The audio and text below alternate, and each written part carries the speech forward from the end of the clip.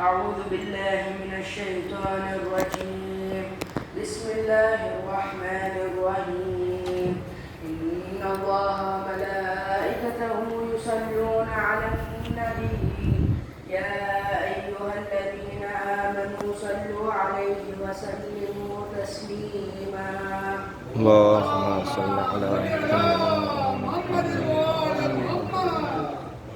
Bibi Sakeenah was the youngest daughter of Imam Husayn. She was a vivacious child, full of love and happiness. Everyone loved Sakeenah. She was also a very religious girl. She enjoyed reading the Holy Quran and never missed her prayers. From the age of 2, she took great care to make sure that her head and face were properly covered when in public. Sakeenah was Imam Husayn's most beloved child. Our Imam was often heard to say, a house without Sakeenah would not be worth living in. She always had a sweet and cheerful smile and a very friendly nature. Other children sought her company as much as the grown-ups did. She was very generous and always shared whatever she had with others. There was a special bond between Hazrat Abbas and Sakeenah. He loved her more than he did his own children. If Sakeenah requested for anything, Abbas would not rest until he satisfied her request. There was nothing that Abbas would not do to make Sakeenah happy.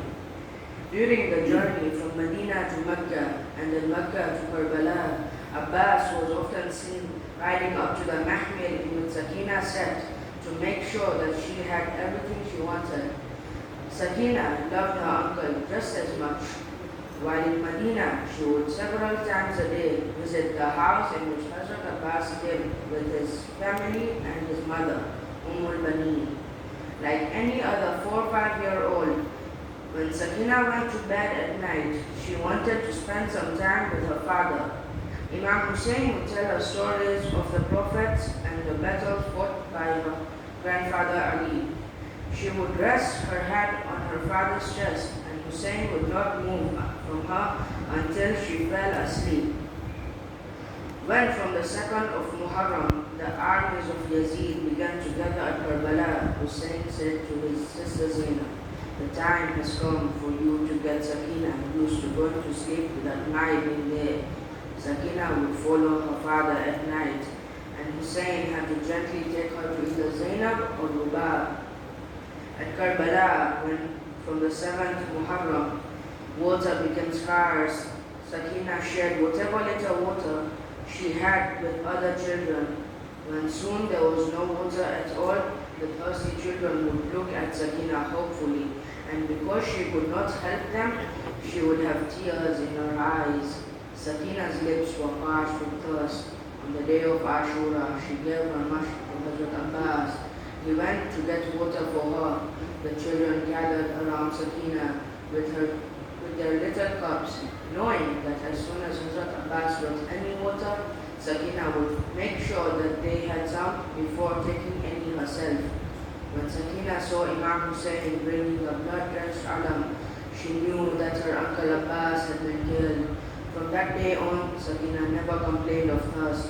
Then came the time when the earth shook and Sakeenah became an orphan. But even then, she always thought of others first. She would console her mother on the death of Ali Asghar, and when she saw any other lady or child weeping, Sakeenah would put her little arms around her. Yes, Sakeenah never again asked for any water.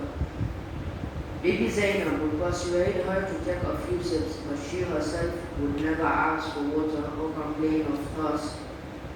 From the time when Imam Husayn fell in the battlefield, Sakeenah forgot to smile. Ufa saw her as a small little girl, lost in thought. Quite often she would sit up at night. When asked if she wanted anything, she would say, "I just heard a baby cry. Is it Asghar? He must be calling out for me." Knowing that her weeping upset her mother, Sakeenah would cry silently and quickly wipe away her tears. In the prison of Sham, she would stare at the flock of birds flying to their nests at sunset and innocently ask Bibi Zainab, "Will Sakeenah be going home like those birds flying to their homes?" Sayyidah Sakeenah relates that on a Thursday I dreamt in Syria. Then she relates a lengthy dream, and at its conclusion she says that I saw a woman in my dream seated on a camel litter. With her hand upon her head, I inquired as to who she was, and was answered that she is Fatima, the daughter of Muhammad, the daughter of the Messenger of Allah, your grandmother. I told myself, by Allah, I should go to her and relate to her all that they have done to me. Saying this, I ran towards her. I sat in front of her and started weeping. And then I said, oh dear mother, they withheld our rights. Oh dear mother, they scattered our group. Oh dear mother, they violated our sanctity. Oh dear mother, by Allah, they killed my father. She replied, oh dear Sakeenah, remain silent, for it cuts my heart pain. This is the shirt of your father that I have preserved until I met Allah along with it. Then one dreadful night, Sakeenah went to bed on the cold floor of the prison. For a long time she stared into the darkness. The time for the morning prayers came. Sakeenah was still lying with her eyes wide open. My mother called out, wake up, Sakeenah, wake up, it's time for prayers, my child. There was only the painful silence. Our fourth Imam walked up to where Sakeenah lay. He put his hand on her forehead. It was cold. He put his hand near the mouth and nose. Sakeenah had stopped breathing. In between sobs, Imam Zainul Abidin said, Inna lillahi wa inna ilayhi raji'un. How was Sakeenah buried? Zainab held the still child as Imam Zainul Abidin dug a grave in the cell. As the grave was being filled up after the burial, the mother let out a scream. How could anyone console the Birubab? What could they say? They huddled around her, and the prison walls began to shake with the cry, Ya Sakeenah, Ya Madhluma. Bibi Rubab put her cheek on Sakeenah's grave and cried out, speak to me, Sakeenah. Only a word, my child. Speak to me. My salutations to the little princess of Imam Husayn. My salam on you, O granddaughter of Ali, Amir al-Mu'mineen. My salam on you, O granddaughter of Bibi Fatima, the radiant. My salam on you, O daughter of Husayn, Mazloom Karbala. My salam on you, O niece of Abbas al-Amdar. My salam on you, O niece of Bibi Zainab. My salam on you, O sister of Ali Zainul Abidin. My salam on you, O noble one from noble lineage. My salam on you, O pious pure one. My salam on you, O young Manduma. My salam on you, O who suffered and was oppressed. My salam on you, O who was held captive. My salam on you, O who is buried far from home. My salam on you, O who never made it out of the desolate dungeon. My salam on you, O young Hashemite princess. My salam on you, O Bibi Sakeenah bint al-Husayn. My salam on you, and may Allah grant you abundant peace and blessings. Allah's choicest blessings be upon Muhammad and his holy progeny. Allah la'natullahi ala al-qawmi al-dhalimin. Matam al-Husayn.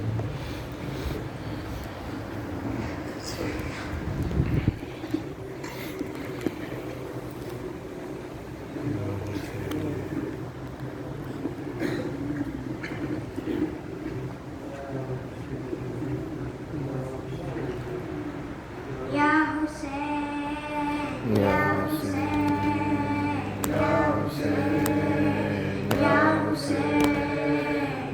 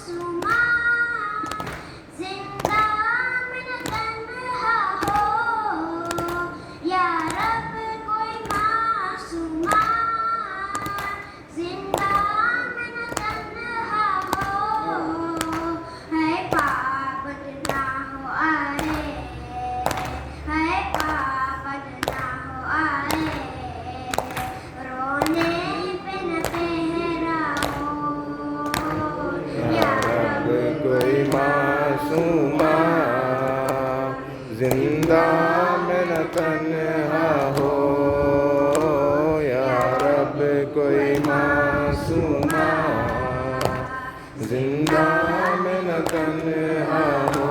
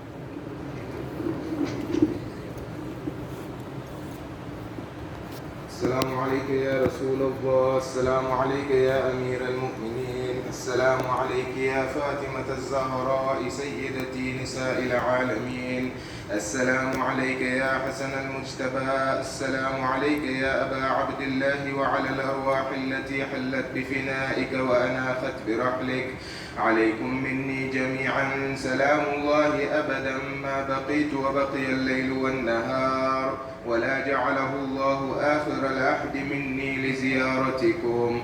السلام على الحسين وعلى علي بن الحسين وعلى أولاد الحسين وعلى أصحاب الحسين وعلى أخيك أبو الفضل العباس وأختيك زينب وأم كلثوم وبنتك سكينة جميعا ورحمة الله وبركاته. السلام عليك يا مولاي وابن مولاي، السلام السلام عليك يا غريب الغرباء، السلام عليك يا معين الضعفاء والفقراء، السلطان أبا الحسن مولانا علي بن موسى الرضا، كن شفيعنا وشفيع والدينا في يوم الجزاء. الصلاة والسلام عليك وعلى آبائك الطاهرين وأبنائك المعصومين وعلى أختك فاطمة المعصومة ورحمة الله وبركاته. السلام عليك يا مولانا يا حجة الله يا ابن الحسن يا صاحب الأمر والعصر والزمان. السلام عليك يا خليفة الرحمن، السلام عليك يا شريك القرآن، السلام عليك يا كعبة الإيمان، السلام عليك يا إمام الإنس والجان. عجل الله تعالى فرجك وسهل الله تعالى مخرجك وظهور الأمر ورحمة الله وبركاته.